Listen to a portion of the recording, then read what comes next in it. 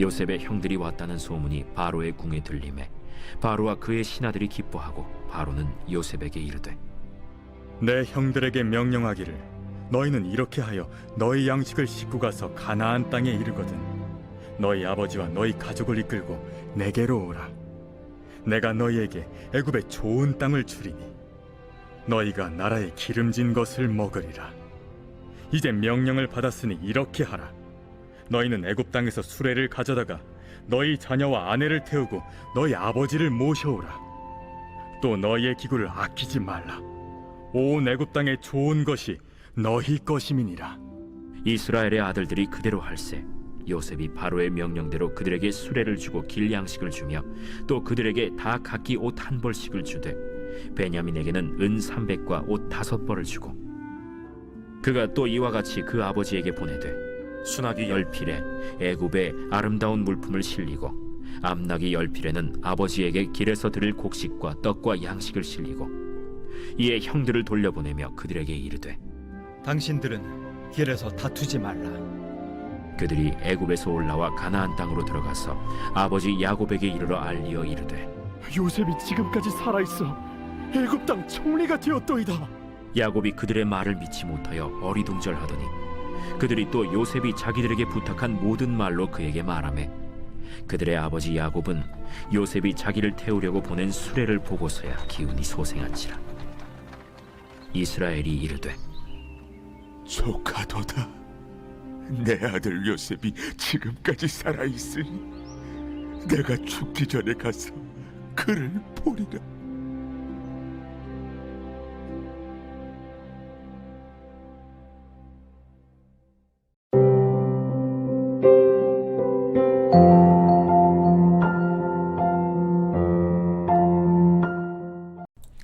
여러분 반갑습니다. 오늘도 큐티로 여는 기막힌 하루입니다. 본 말씀 창세기 45장 16절부터 28절의 말씀입니다. 자, 우리는 어제 큐티에서 요셉의 위대한 신앙 고백을 들었죠. 하나님이 생명을 구원하시려고 나를 보내셨나이다. 그렇습니다. 하나님은 우리를 택하셔서 구원하시고 또 거룩한 자녀로 세우십니다.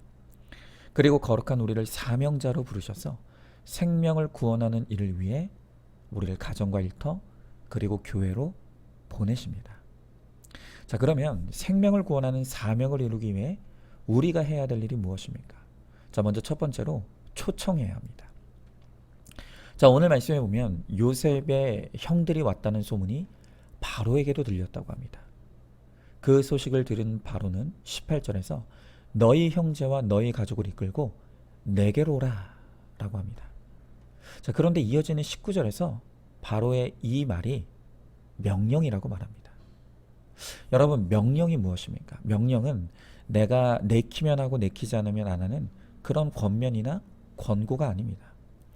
반드시 실행해야 되는 의무라는 것입니다. 그러니까 지금 바로는 아버지와 가족들을 반드시 데려오라고 말하고 있는 것입니다. 여러분, 비록 바로는 이방의 왕이지만 오늘 이 바로의 명령은 바로 우리를 향한 하나님의 명령입니다. 하나님은 오늘도 먼저 말씀이 들리고 구원받은 우리에게 너만 구원받지 말고 너희 아버지와 너희 가족을 이끌고 내게로 오라고 명령하고 계시는 것입니다. 여러분, 이렇게 명령을 받은 자가 취해야 될 중요한 자세가 있는데 그게 바로 적극성입니다. 여러분, 명령은 반드시 수행해야 할 의무라고 했죠. 그런데 명령을 받은 우리가 수동적이거나 소극적인 자세로 임한다면 그 명령을 절대로 수행할 수 없습니다. 명령을 받은 자는 반드시 이 명령을 완수하겠다는 의지를 가지고 적극적이고 주도적으로 그 명령을 수행해야 하는 것입니다. 바로 이런 맥락에서 누가복음 14장에 보면 잔치를 열었던 주인의 이야기가 나옵니다. 자, 그런데 그 누가복음 14장 23절에 보면 주인이 그 종들에게 이렇게 명령합니다. 주인이 종들에게 이르되 길과 산 울타리로 가서 사람을 강권하여 데려다가 내 집을 채우라. 여러분, 여기서 중요한 단어는 강권입니다. 이 강권이라는 단어의 뜻은 간곡하게 청하다, 재촉하다 라는 의미입니다. 무슨 말입니까? 잔치에 참여할 자를 찾아가되 소극적인 자세가 아니라 적극적인 자세로 간곡하고 재촉하여 그들을 잔치에 초청하라는 것입니다. 여러분 그렇습니다. 우리는 생명을 구원하라는 하나님의 명령을 받았습니다. 그리고 이 명령을 받던 우리는 부모와 가족들이 있는 우리의 가정으로 가야 합니다. 그리고 그곳에서 우리는 간곡하고 재촉하여 하나님께 돌아오도록 적극적으로 청해야 합니다. 여러분 물론 그렇다고 막무가내로 아무렇게나 막 하라는 이야기는 아닙니다. 복음은 지혜가 필요합니다. 때와 장소를 가리고 또 상대방의 컨디션과 기분도 헤아리면서 가장 좋은 타이밍에 복음을 전하는 것이 너무나 중요합니다. 그러나 우리가 구원의 자리로 내 가족들을 초청하는 일에 반드시 우리가 해야 될 명령이고 또 간곡하게 재촉해서라도 적극적으로 임해야 될 사명이라는 것을 우리가 기억해야 되는 것입니다. 여러분, 왜 우리는 초청을 적극적으로 해야 합니까? 왜 우리는 초청을 간곡하게 해야 합니까? 그 이유는 주님이 도둑같이 임하시기 때문입니다. 우리가 지난 주일에 4대 교회에 대한 하나님의 말씀을 들으면서 주님이 도둑같이 임한다고 하시는 말씀을 들었습니다. 여러분, 주님이 도둑같이 임한다는 말의 뜻이 무엇이라고 했습니까? 주님이 갑자기 오신다는 것입니다. 그러니까 내 인생의 종말의 날이 오늘일지 내일일지는 아무도 모른다는 것입니다. 여러분 한번 생각해 보십시오. 만약 우리가 5분 뒤면 내 사랑하는 가족이 죽음을 맞이한다는 사실을 알게 된다면 여러분 그때도 이렇게 우리가 느긋하고 소극적으로 복음을 전하겠습니까? 여러분 우리는 내 사랑하는 가족들에게 복음을 전할 기회가 오늘이 마지막일 수 있다는 사실을 늘 기억해야 합니다. 그러므로 너희 아버지와 너희 가족을 이끌고 내게 오라는 이 하나님의 명령을 받들어서 오늘이 마지막 기회라는 이 절박함으로 구원의 자리로 초청하는 저와 여러분이 될 수 있기를 소망합니다. 자, 한번 질문해 봅니다. 내가 하나님의 초청에 명령받은 사명자라는 것을 알고 있습니까? 이 명령을 나는 어떻게 수행하고 있습니까? 오늘이 그 명령을 수행할 마지막 기회일 수 있다는 것을 알고 있습니까? 내 가족을 구원의 자리로 초청하기 위해 내가 먼저 해야 될 구체적인 섬김이 무엇일지 생각해 보시기 바랍니다. 자, 두 번째로 하나님은 초청에 필요한 도구를 우리들에게 주십니다. 여러분 오늘 바로가 그랬듯 하나님도 우리에게 너희 아버지와 너희 가족을 이끌고 내게로 오라고 명령하십니다. 자, 그런데 하나님은 우리에게 사명 주실 때 그냥 아무 대책 없이 우리를 보내시는 분이 아니십니다. 오늘 말씀해 보니까 바로가 요셉의 형제들을 보낼 때 수레를 내어주고 길양식을 주고 옷과 나귀와 그리고 아름다운 물품을 가득 실어 주었다고 합니다. 여러분 하나님도 마찬가지입니다. 하나님도 우리에게 구원을 위한 초청의 사명을 주실 때 우리들에게 얼마나 많은 물품을 주셨는지 모릅니다. 공동체를 통해 공급되는 은혜로 우리에게 힘을 주십니다. 또 강단에서 흘러나오는 설교와 또 지체들의 간증도 초청을 위한 귀한 물품이 됩니다. 특별히 우리가 매일 묵상하는 이 큐티인도 우리가 초청의 도구로 요긴하게 쓸 수 있는 너무나 귀한 물품입니다. 여러분 오늘자 큐티인에 실린 서영희 성도님의 간증이 나오는 내용입니다. 서영희 성도님의 아주머님이 2번이나 이혼하시는 바람에 조카가 부모의 보호를 제대로 받지 못하고 너무나 안타깝게 살았다고 합니다. 그런 조카가 안쓰러웠던 우리 성도님은 늘 마음에 부담이 있었는데 그래서 명절에 볼 때마다 자신의 간증을 나누고 큐티인을 전달했다고 합니다. 그런데 이 조카가 복음을 전해도 별 반응이 없었다는 것입니다. 그러던 어느 해 추석 명절 그날이 마침 이 주일이라 조카에게 예배에 함께 갈 것을 권했는데 그날 이 조카가 예배에 참석해 말씀을 들으면서 눈물을 흘렸고 그날 교회에 등록했다고 합니다. 그 후 이 조카도 아버지와 주변 사람들을 전도하더니 신결혼을 하여서 아들 둘을 낳게 되었다는 것입니다.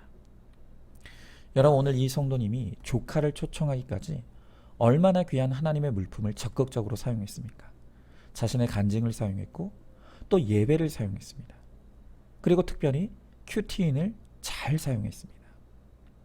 이렇게 하나님이 주신 아름다운 물품을 잘 사용하니 조카가 초청되어지고 또 그 조카는 또 다른 사람들을 초청하는 이 생명 낳는 구원의 역사가 일어나게 되는 것입니다. 여러분, 지금 저희 가정에서 저희가 기도하며 계속해서 생명의 자리로 초청하는 분이 있습니다. 그분은 바로 저희 아이들이 다니는 태권도 도장의 관장님입니다. 제 아이들이 이 관장님의 엄청난 팬입니다. 근데 어느 날 저 둘째 아들이 관장님을 전도하고 싶은데 이 큐티 책을 주고 싶다는 것입니다. 저희는 미처 그런 생각을 하지 못하고 있었는데 제 둘째 아이의 강권에 몇 달 전부터 큐티 책을 별도로 주문해서 관장님에게 전달하기 시작했습니다. 그런데 이 관장님께서 큐티인에 실린 이 간증들에 호기심을 보이면서 아주 열심히 읽고 계신다고 합니다. 아이들이 가끔 관장님 방에 들어가서 확인을 하는데 늘 이 관장님 책상에 큐티 책이 펼쳐져 있다는 것입니다. 물론 언제 이 초청에 응답이 이루어질지 저희는 알 수 없습니다. 하지만 할 수 있는 데까지 계속해서 이 큐티인을 전도의 도구로 사용하며 하나님의 때를 기다릴 생각입니다. 여러분, 이렇게 하나님께서 우리를 사명자로 보내실 때 우리를 그냥 맨몸으로 보내시는 것이 아닙니다. 하나님은 반드시 사명을 감당하는 데 필요한 아름다운 물품들을 우리들에게 허락해 주셨습니다.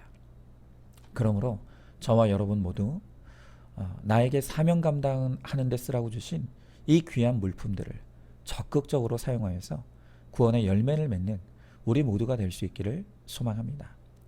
자, 한번 질문해 봅니다. 전도를 위해 내가 지금 활용할 수 있는 그 물품들이 뭐라고 생각하십니까? 그 물품들을 적극적으로 잘 활용하고 있습니까? 내가 구체적으로 이 물품들을 잘 사용하여서 구원의 자리로 초청해야 될 그 대상이 누구입니까? 자, 마지막 세 번째로 초청자가 준비되어야 초청이 이루어집니다. 자, 이렇게 너희 아버지와 너희 가족을 이끌고 내게 오라는 이 명령이 떨어지자 즉시 요셉은 그 명령을 받들어 필요한 모든 물품을 준비하여 형들에게 실어 보냅니다. 자, 그런데 이 요셉이 형들을 보내면서 아주 특이한 당부를 합니다. 오늘 24절에 요셉이 이렇게 말합니다. 이에 형들을 돌려보내며 그들에게 이르되 당신들은 길에서 다투지 말라 하였더라. 여러분, 우리는 오늘 요셉이 형들을 향해 이 굳이 다투지 말라는 주의를 주는 것에 주목할 필요가 있습니다. 지금 요셉은 형들에게 아버지를 모셔오는 일을 부탁하면서 가장 걱정하고 있는 것이 다름 아닌 다툼입니다. 혹시 가다가 서로 자잘못을 따니며 혈기내고 싸우다 집에 도착하기도 전에 뿔뿔이 흩어지면 어쩌나, 그게 걱정되는 것입니다. 여러분, 신약의 야고보서 1장 20절의 말씀에 사람이 성내는 것이 하나님의 의를 이루지 못한다 라고 합니다. 여러분, 분노 많고 혈기 많은 사람은 하나님의 의를 이루지 못한다는 것입니다. 자, 그러면 하나님의 의가 무엇이죠? 하나님의 의는 거룩이고 구원입니다. 그러니까 이 거룩의 반대는 안 거룩이 아니라 혈기와 분노입니다. 혈기 많은 사람치고 거룩함을 이루는 사람은 없습니다. 여러분, 성경은 분노라는 감정 자체를 부정하진 않습니다. 우리가 살면서 분노할 수 있다는 것입니다. 화가 날 수 있다는 것입니다. 그런데 성경이 우리들에게 주의를 주고 책망하는 것은 분노를 조절하지 못하는 것입니다. 여러분, 사실 우리가 진리의 문제가 아닌 이상은 우리의 삶에서 분노해야 될 일은 거의 없습니다. 대부분은 참고 인내하고 양보하고 배려되면 얼마든지 해결될 일입니다. 그런데 나와 의견이 다르다고, 나와 생각이 다르다고 쉽게 분노하고 또 그 분노를 조절하지 못해서 다른 사람들에게 그 혈기를 거친 말과 감정으로 표출할 때 그것이 나의 거룩도 손상시키지만 주변 사람의 구원까지도 가로막는 그러한 결과를 낳는다는 것을 우리는 정말 심각하게 받아들여야 합니다.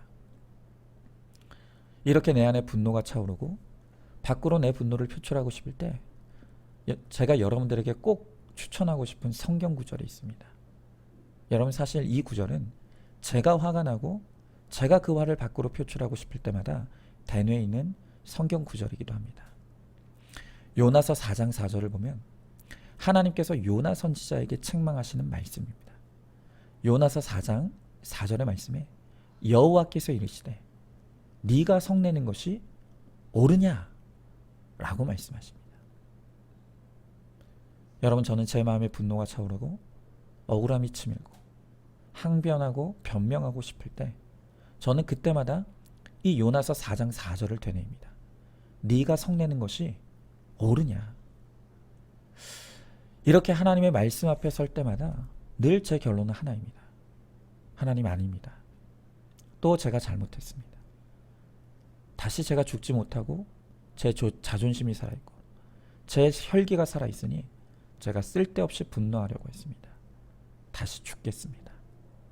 하나님 앞에 죽어지기를 원합니다. 늘 제가 고백하는 것입니다. 여러분, 그렇습니다. 우리의 성내는 것이 내가 아무리 옳게 여겨진다 할지라도 하나님이 보실 때는 그것은 옳은 것이 아니라고 말씀하십니다. 늘 성내고 분노하는 우리들을 향해서 네가 성내는 것이 옳으냐라고 하나님은 우리들에게 준엄하게 꾸짖습니다. 특별히 구원의 사명을 받은 우리가 하나님의 거룩한 인격이 아닌 혈기와 분노를 표출할 때 그것이 하나님의 영광을 가리고 복음의 통로를 가로막는 그러한 결과를 낳는다는 것을 알아야 합니다. 여러분, 저는 오늘 이 요셉이 형들이 가는 길에 서로 다툴까 걱정하는 것처럼 하나님도 우리를 보내시며 이렇게 걱정하실지 염려가 됩니다.